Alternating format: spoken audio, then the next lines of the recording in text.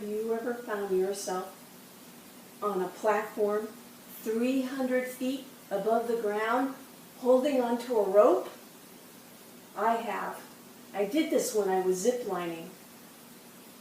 Do you know what ziplining is? Ziplining is when you get cabled up with harnesses and you climb up a tree and you hold on to a pulley and you swing through the air until you come to the next platform. And my friends gifted me a birthday gift in August, and we went to Santa Cruz and did that very thing. There were 8 platforms, and it took us 3 hours to zip from one platform to the next.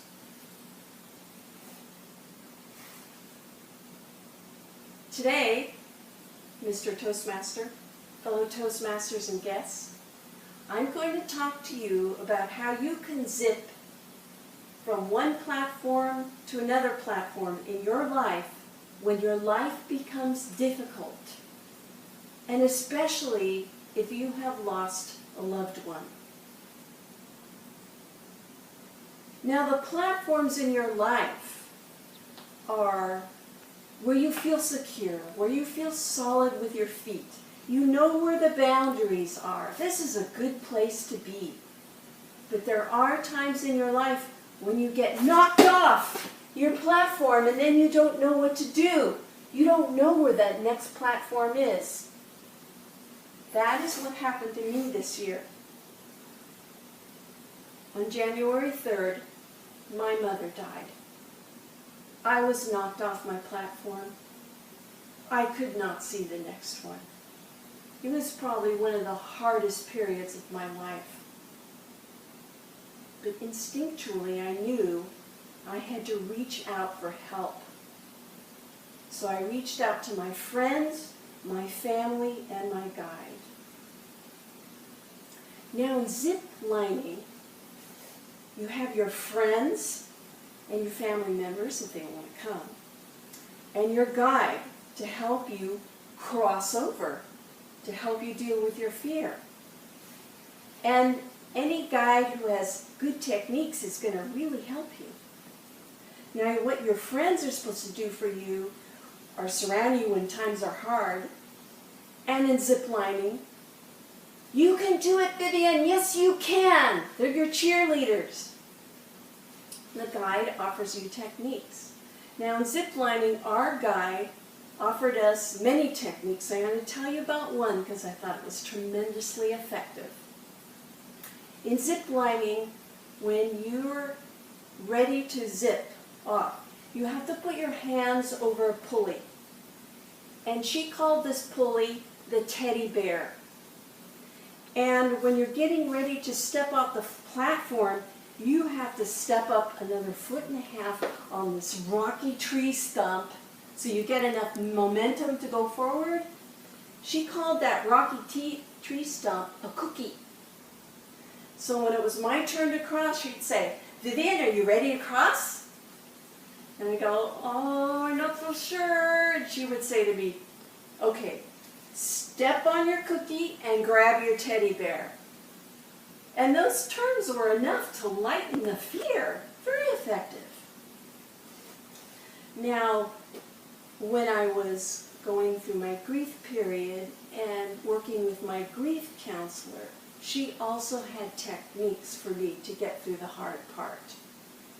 She had 2 techniques for me, and the third one I thought of myself.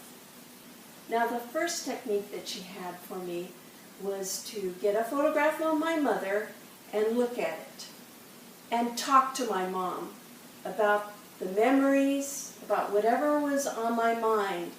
And this process, of course, brought me to tears. But it was a way to move through the grief. And I did this for 3 months. And every time I did it, the grief was less and less. It was a wonderful tool. The second thing she had me do was to go on a brisk walk every day for 30 minutes. And the reason for that was to get me off the couch. Because when you're grieving, you're in the danger of falling into a deep depression, and then you don't want to go forward with your life. And it's necessary that you do. I mean, 2 weeks on the couch is fine, but by the 3rd week, it's time to get moving. And so I pushed myself. And what it did was it pumped up my blood, it made me think clear, and every time I went out, I got stronger and stronger. Very effective. The third thing I did, and I still do, is when I was going through the grieving process, I had a very difficult time falling asleep. So I went to the Kaiser website, of all places, found a list of podcasts, guided meditations that you could listen to for whatever you were struggling with. It could be anxiety, it could be weight loss, many, many things. Of course, I chose the one about grief. And it's 20 minutes long. Now, 6 months have passed since my mother died. I'm still listening to the podcast, but within 2 minutes, I'm asleep. It was very effective. So, aside from making sure you're well supported by your friends, your family, and your guides, following the techniques, the very other thing you need to think about that's very important is you need to think about where your head is at. You can't get stuck. Now there's an author, a writer, who writes for Psychology Today. His name is Haramaran, and he says, "At the heart of resilience is a belief in oneself, and yet there's a belief in something larger than yourself." And what that means is have a goal. Even though you're suffering, begin to think of something to look forward to, something with meaning. Even though it's shadowy and it might seem a little artificial, stick with it because it's going to evolve. Now with me, after my mom died, I was crushed. I mean, I couldn't think of a goal for a while until the obvious occurred to me. I had to move. And it was obvious because I was living in my mom's house here in Foster City, and I have a sister, and we're both heirs, and we needed to sell the house. I mean, it was time to sell the house and move on, even though I didn't want to. So what I did, my new goal was, okay, now that I don't have to take care of my mother, where do I really want to live? And I found out that I really want to live on Alameda Island. And the reason I want to move there is because my people are there. And who are my people? Well, if you saw my last speech, you know how much I love gardening and that I grow vegetables in the front yard. Well, the people in Alameda, they don't think that's unusual.